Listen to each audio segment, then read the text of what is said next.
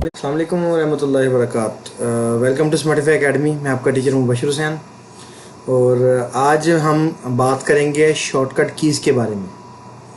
तो आज रोज़मर्रा की ज़िंदगी में हम काफ़ी चीज़ें ओपन करते हैं तो उसका एक लंबा प्रोसेस होता है, बट मैं आज आपको थोड़ा सा शॉर्टकट वे में शॉर्टकट कीज़ बताऊँगा।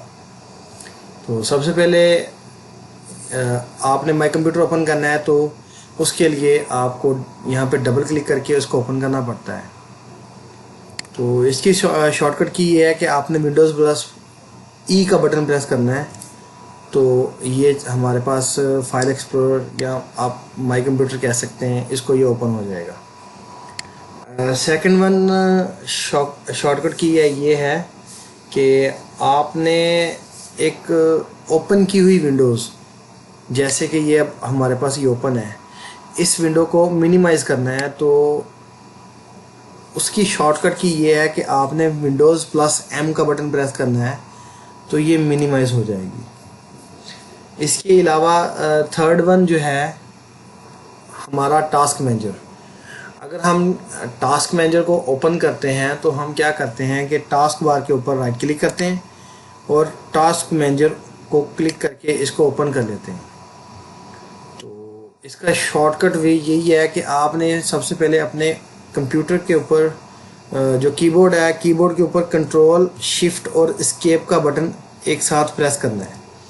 जैसे ही आप प्रेस करेंगे तो आपका टास्क मैनेजर आपके सामने होगा।